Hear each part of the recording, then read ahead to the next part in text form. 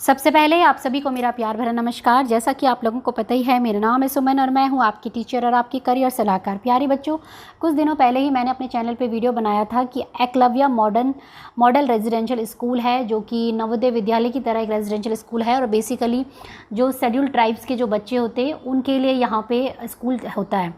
तो यहाँ पे टीचर की वैकेंसी के बारे में मैंने जानकारी दी थी आप लोगों को, और अब फाइनल इसके संदर्भ में रिक्रूटमेंट नोटिफिकेशन आ गया है और आज का वीडियो होने वाला है इसी के बारे में। जो ये रिक्रूटमेंट है ये टीचिंग के पोस्ट के साथ साथ अन्य जैसे पोस्ट जैसे कि प्रिंसिपल, लैब असिस्टेंट, अकाउंटेंट इत्यादि के लिए भी है। तो आज का वीडियो होने वाला है इसी के बारे में। सबसे पहले हम बात करेंगे टीचिंग पोस्ट के बारे में कि किस टीचिंग पोस्ट के लिए आया है, ठीक है। दूसरा हम बात करेंगे कि इसका एग्ज़ाम पैटर्न क्या होगा, कौन कौन अप्लाई कर सकता है और अंतिम तिथि कब है और किस तरीके से जो इसका जो सिलेबस है वो किस प्रकार से होगा, ठीक है। और नेगेटिव मार्किंग होगी नहीं होगी, ये सारे भी बच्चों के डाउट होते हैं।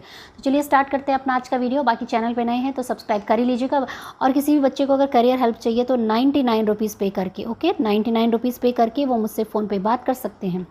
तो चलिए बच्चों स्टार्ट करते हैं अपना आज का वीडियो। तो सबसे पहले मैं आपको बता दूं कि एकलव्य मॉडर्न रेजिडेंशियल स्कूल जो है नवोदय विद्यालय की तरह ही होता है और यहाँ पे जो पढ़ने वाले बच्चे होते हैं ये बेसिकली शेड्यूल्ड ट्राइब्स के ही होते हैं, ठीक है। लेकिन जो टीचर जो रिक्रूटमेंट है इसमें ऑल इंडिया से कहीं भी टीचर इसमें अप्लाई कर सकते हैं और टीचर को जो फैसिलिटी मिलती है वो बिल्कुल सेम उसी प्रकार की मिलती है जो कि सेंट्रल गवर्नमेंट के एम्प्लॉय को मिलती है। सेंट्रल गवर्नमेंट जैसे नवोदय विद्यालय इत्यादि में जो पे स्केल होता है और रहने की फैसिलिटी, खाने इत्यादि की फैसिलिटी होती है, तो बहुत अच्छी जॉब में से इसे माना जाता है। और इसमें जो एग्ज़ाम में भी बैठने वाले लोग होते हैं, काफ़ी टफ कंपटीशन इसमें होता है। तो आगे बताती हूँ मैं वन बाय वन आपको कि क्या क्या इसमें पूरा प्रोसेस है, ठीक है, फटाफट। तो सबसे पहले तो हम बात करेंगे कि जो ये वैकेंसीज़ है वो किस किस पोस्ट के लिए आई है, ठीक है। तो देखिए ये जो पोस्ट आई है सबसे पहले principal, PGT, accountant, junior secretariat, lab assistant and ये टोटल नंबर ऑफ़ वैकेंसीज़ है 462। तो यहाँ पे हम बात करने वाले हैं पीजीटी टीचर की, यानी कि जो इन्होंने नोटिफिकेशन दिया ना तो उसमें टीजीटी टीचर की वैकेंसी है और ना ही पीआरटी, यानी कि कक्षा 1 से लेकर 5 से और 6 से लेकर 8 तक कोई वैकेंसी नहीं है। केवल जो बच्चे 11वीं और 12वीं को पढ़ाने वाले हैं उन्हीं के लिए ये वैकेंसीज़ आई है। अब देखेंगे कि किस किस सब्जेक्ट के लिए आई है। तो देखिए पोस्ट ग्रेजुएट टीचर की जो सब्जेक्ट उन्होंने बोला है वो है English, Hindi, mathematics, chemistry, physics, biology, history, geography, commerce, economics, computer science, ठीक है। तो ये है वो जो vacancies, total number of vacancies आपके लिए आई है। अब इसमें हम पढ़ने वाले हैं कि जो बच्चे इन एग्ज़ाम को जो इन अप्लाई करेंगे उनके लिए बेसिकली क्राइटेरिया क्या है। तो सबसे पहले तो देखिए आपको जो अप्लाई करना है वो है इस जो प्रिंसिपल की पोस्ट के लिए करेगा वो 2000 रुपये पे करेगा, पीजीटी टीचर के लिए 1500 और नॉन टीचिंग स्टाफ के लिए 1000 रुपीज़, ठीक है।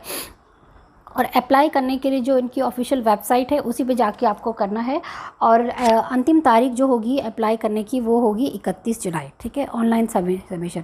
तो देख लीजिए आप जो भी बच्चे इसमें करने वाले हैं। यहाँ पे मैं बताना चाहूँगी कि जो बच्चे शेड्यूल कास्ट, शेड्यूल ट्राइब्स और फिज़िकली चैलेंज बच्चे हैं उनको फ़ीस देने की ज़रूरत नहीं है, ये उनका नोटिफिकेशन बोलता है, यहाँ पे लिखा है देखिए, no fees is required to be paid, ठीक है। अब नेक्स्ट बढ़ते हैं आगे कि भाई आपने जो बच्चे पीजीटी टीचर के लिए अप्लाई करने वाले हैं, इंग्लिश, हिंदी जो भी लिखा है वहाँ पे, तो उनको बेसिकली उनका पे स्केल क्या होगा और किस तरीके से उनका एग्ज़ाम होने वाला है और क्या क्या उनको पढ़ना है।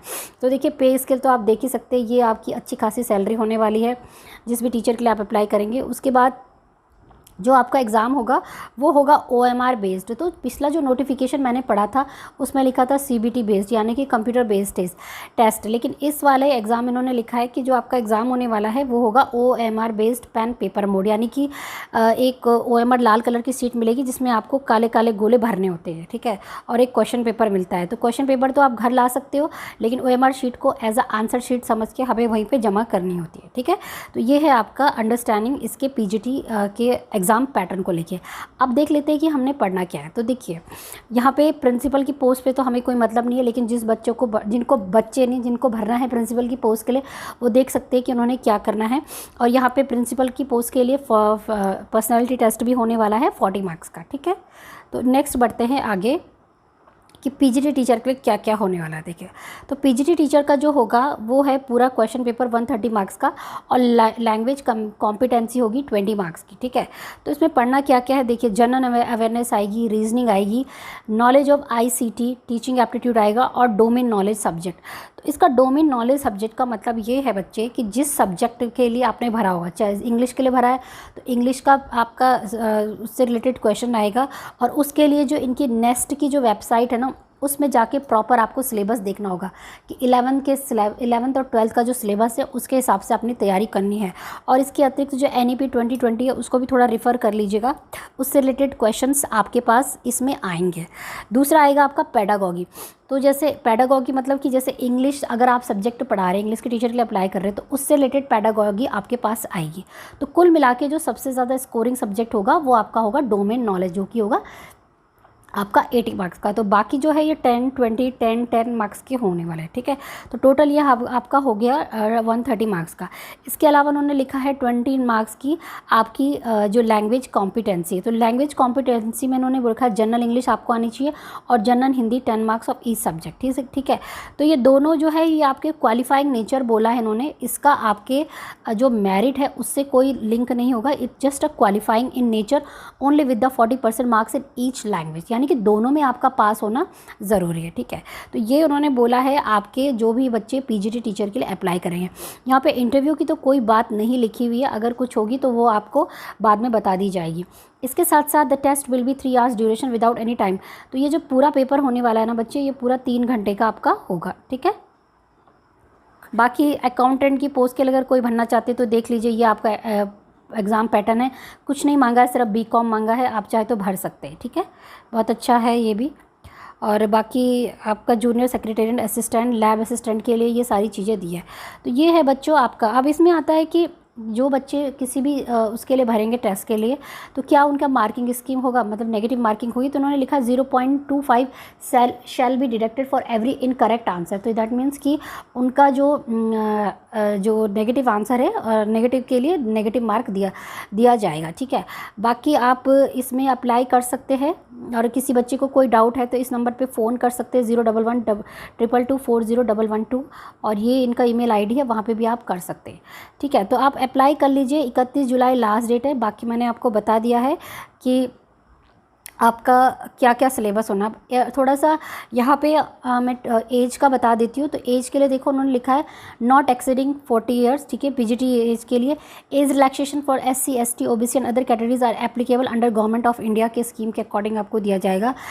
बाकी आपका जो PGT का जो आपके लिए अप्लाई करेंगे बच्चे, उन्होंने स्पेसिफिक क्वालिफ़िकेशन क्या लिख दी है उसे भी समझ लीजिए। जैसे कॉमर्स के बच्चों का डाउट होता है तो देखो PGT इंग्लिश के लिए तो इंग्लिश होना ज़रूरी है, masters degree in English, Hindi, physics, chemistry, mathematics, zoology, botany and biology जो भी आपके पास होगा, हिस्ट्री, ज्योग्राफी, ठीक है।